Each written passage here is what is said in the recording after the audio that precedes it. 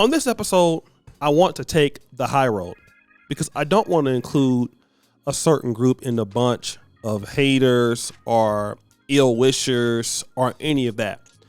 And I want to be fair to a lot of the African American black women, especially even when Kobe Bryant passed away. For the majority that we saw and that I saw, many of them were paying their condolences to his family. Of course, there were a lot of women who, wish he would have married somebody black. But from what I saw in the comments, it wasn't like every woman was saying that. Most ladies were being respectful. Same thing with the Jamie Foxx issue here. Okay. Jamie Foxx almost passed away. And to be fair, most ladies I saw on Shade Room were commenting nice things. Oh, we hope he recovers. We really love Jamie. And again, they know that Jamie Foxx always, for the most part, dates white women. I just didn't see so many women on the Shade Room talking bad about Jamie Foxx. The problem is that when we as black men see somebody that's saying ridiculous things about black men like Jamie Foxx, we start to focus on that alone and attribute that to the entire group. And I'm going to tell you this, we as black men don't like it when black women do that to us. So I don't want to do that to them. Most black women were praying for Jamie Foxx's recovery. So let me get that out the way. But I do want to focus on some of the content creators here who wished or somehow mocked or somehow tried to tie the fact that, his white women or preference isn't trying to help him out right now. Oh, look at him. I want to play just an excerpt of that, and then I'm going to come back. Literally have children with his preferences and have been in long-term relationships with them, yet in his greatest time of need, which would be the most important time to show support, they are nowhere to be found. So bandits think that they get to just sit up and say stuff and demean and degrade black women and talk about how black women are poor excuses for women.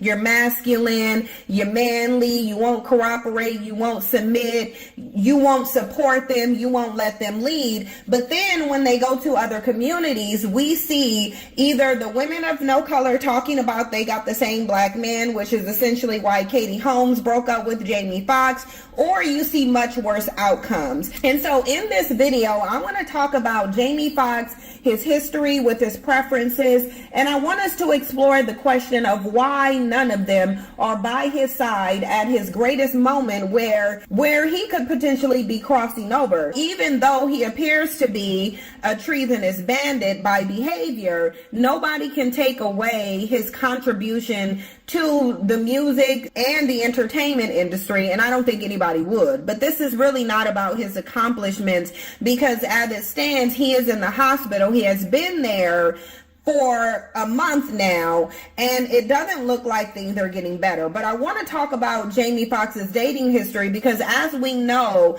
your interpersonal relationships and the relationships that you form long-term, especially when you have children with people, they all matter, especially when you're in a great time of need, which Jamie Foxx is in. So even though Jamie Foxx has dated or allegedly has dated some black celebrities like Megan Good and Vivica Fox, although I don't know how many people are aware of that. Like I said, I don't really follow Jamie Foxx like that. But in his dating history, it does involve a few celebrity black women. However, the majority of the women who Jamie Foxx has been tied to, been in long-term relationships with, or created children with have been women of no color. Out of those women of no color, there are 3 of them who had some importance in his life. 2 of them are obviously his children's mothers, and one of them was Katie Holmes. We will get to the mothers in a minute. Jamie Foxx dated Katie Holmes for a very long time, 6 years actually. That's a long-term relationship. That's nearly as long as the average marriage lasts. Katie Holmes, however, is the one who ended their 6-year relationship. And I want to read something that talked about why their relationship ended. It says, according to multiple sources, Katie and Jamie were in 2 very different places in the relationship. Katie Holmes reportedly wanted commitment alongside a quiet life working and raising her daughter Suri. I want to pause for the cause because I told you guys with the pathology of black men when it comes to women of no color, even though they will set certain standards for black women, those standards drop when it comes to women of no color. So, and it wasn't just, you know, her saying that. You had Tanya TKO, who had a video. I didn't listen to it, but I did see that the video was, is Jamie Foxx dying alone months after bragging he will only marry in a wheelchair? So that kind of video must have had some negative connotations inside of it, all right? So I didn't check it out. I don't know what she said, but I saw the link. And I want you to know that Jamie Foxx has been out of the hospital for weeks. His daughter Corinne Foxx shares that Jamie Foxx has been out of the hospital for weeks.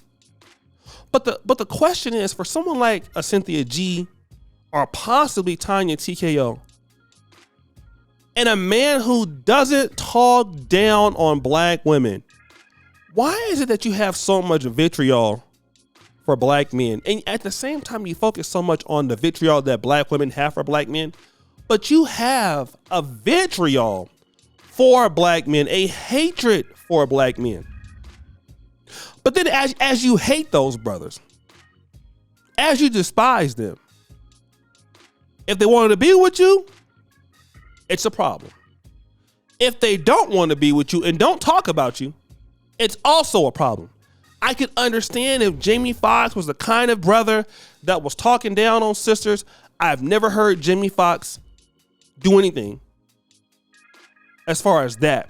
Only thing he's done is with his actions, he don't fool with black women like that. But we all know there's a reason why. It could be a reason why. And that reason don't have to be expressed by him. Just like black women who don't like the color red. Black women who don't like Vans. Black women who don't have short men or don't like short men. If they don't like me because I'm too ugly or I'm too dark and not dark enough, it doesn't matter. They don't owe you, like nobody owes you anything. He's not talking down. You would think that that Jamie Foxx has a history of talking down on black women as much as the hatred that I've seen from certain content creators. And it's not only those content creators. You go and look at the comments in their threads and it's like, whoa, where's all this? And I'm not saying this for black men to go out there and be like, see, that's how they all feel about us. I don't believe that. I don't believe that. I honestly believe if you're a great person, you're a great person. Somebody gonna deal with you. Okay? I don't worry about that group of women don't like me versus that one. No. I think that's very immature. But I will say this. You women out there who have that mentality of your own men, but you expect that these men should provide a safety net for you when you hate them.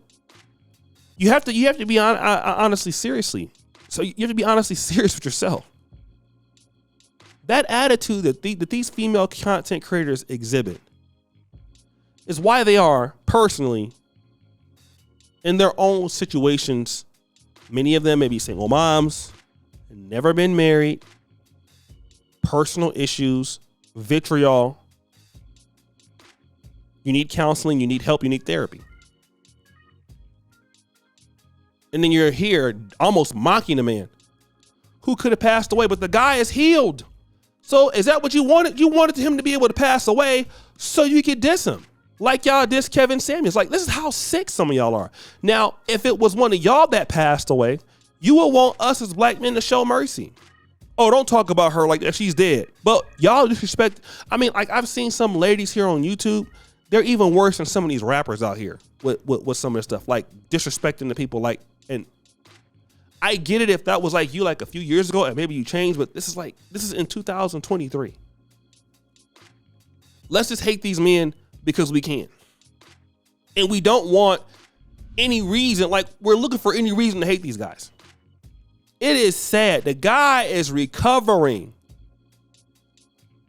But guys, what do you think? It's your boy, O'Shea Duke Jackson, back at it again with another episode of The Celebrity Drunk. Put your follow, you subscribe to the bell. We're out.